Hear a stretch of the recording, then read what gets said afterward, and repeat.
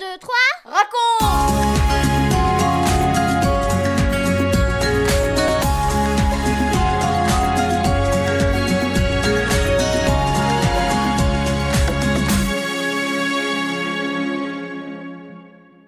Bonjour les garçons, les filles, les parents et tous les amis. Aujourd'hui c'est notre 64e émission 1, 2, 3 raconte pour chacun d'entre vous. Est-ce que tu vas à l'école ou au collège en ce moment? Oui? Non? Tu es peut-être en vacances? Une chose est sûre, tu continues d'apprendre. Et oui, toute la vie on apprend. Il y a toujours quelque chose de nouveau à découvrir. C'est passionnant. Sais-tu que les disciples de Jésus allaient aussi à l'école? Et oui, leur professeur, leur maître, c'est le Seigneur Jésus. Lors de notre dernière émission, nous avons vu qu'il leur a appris à regarder comme Dieu regarde. Aujourd'hui, ils vont apprendre une nouvelle leçon. Quelle est la leçon du jour? C'est ce que nous allons découvrir en écoutant cette histoire que tu peux retrouver dans l'évangile de Jean au chapitre 13. 1, 2, 3, raconte!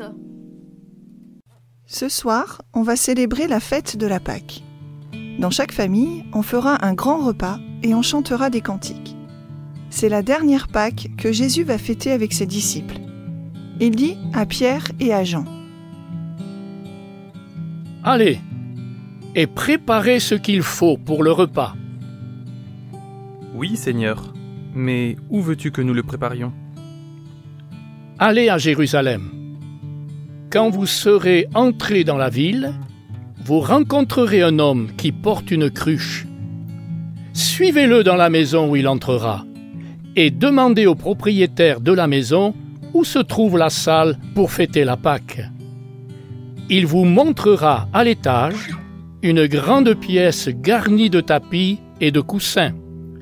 C'est là que vous ferez les préparatifs. Pierre et Jean arrivent à Jérusalem. Oh, regarde! Vois-tu cet homme là-bas? Il porte une cruche. Suivons-le.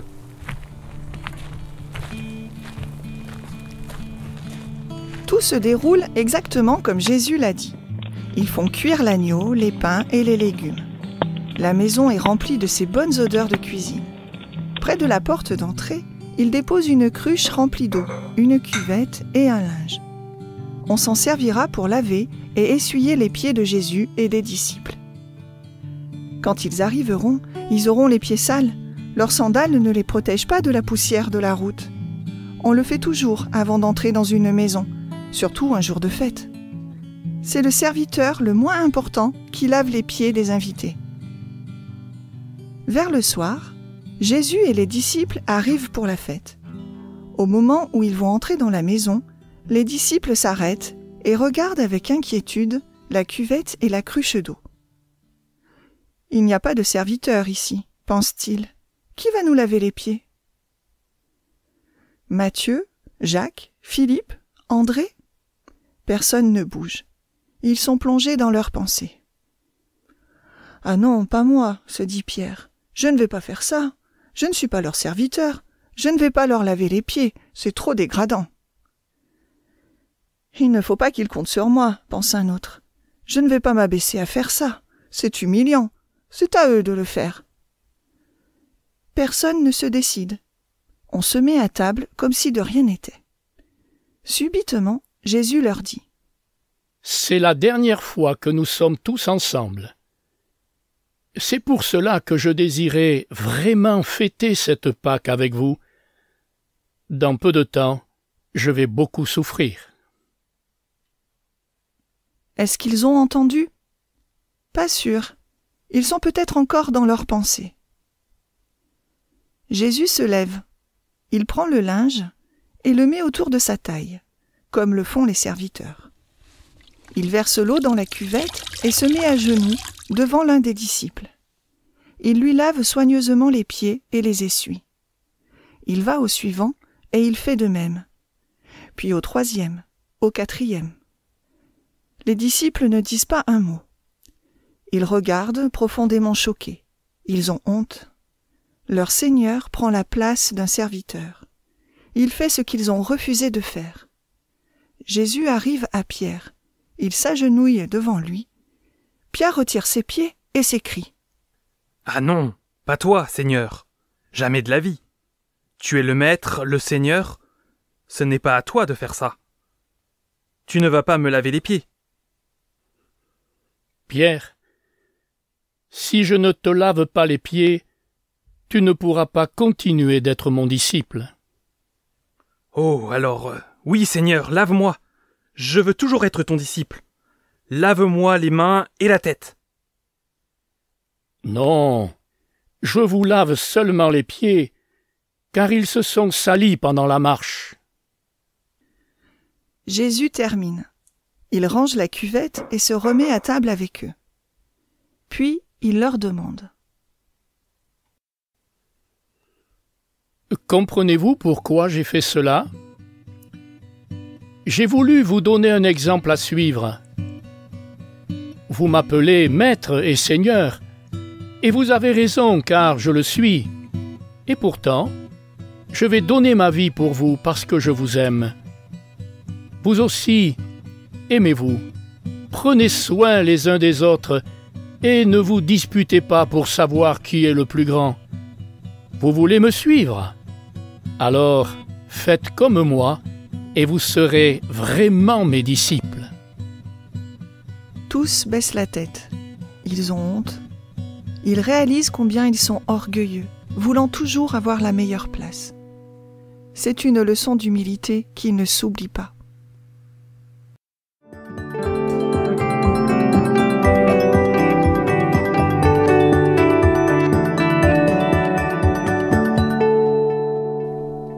Un, 2, 3, 4, et toi, et moi.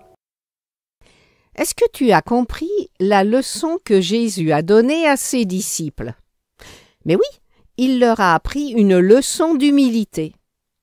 Il leur a montré comment ils doivent se comporter, se conduire les uns envers les autres. L'humilité, en fait, c'est le contraire de l'orgueil. C'est-à-dire ne pas se vanter, ne pas se croire meilleur que les autres, ne pas se placer au-dessus d'eux et les mépriser, mais au contraire, c'est les aimer, les aider. Veux-tu, toi aussi, être agréable à Jésus ? Eh bien alors, fais comme lui. Prends soin de ceux qui sont autour de toi, eh bien que ce soit à la maison, à l'église ou même à l'école. Allez, je te dis à bientôt. « 4, 3, 2, 1, et nous les parents. » Jésus enseigne par ses paroles, mais aussi par sa vie. Ce jour-là, il n'a pas fait un grand discours, mais il a mis son enseignement en application. Les disciples ont bien compris le message. Faisons de même dans notre vie de tous les jours, dans la famille, au travail, dans nos relations avec les autres, et nos enfants comprendront. À leur tour, ils pourront vivre les enseignements de Jésus. Ce sont de grands observateurs et de bons imitateurs, mais vous le savez bien, on ne les trompe pas. Ce que nous sommes et ce que nous faisons parlent plus fort que tout ce que nous disons. Alors qu'ils trouvent dans nos familles, dans leur entourage et à l'Église des exemples à imiter. Vous venez de suivre l'émission 1, 2, 3 raconte avec Françoise et Michel Zanellato, Benjamin Lamotte, Céline Girardi, Baptiste Roland, Erwan, Yuna et la collaboration de Vital Radio ainsi que 365histoire.com. Si vous avez aimé cette émission, n'hésitez pas à la partager autour de vous. À bientôt!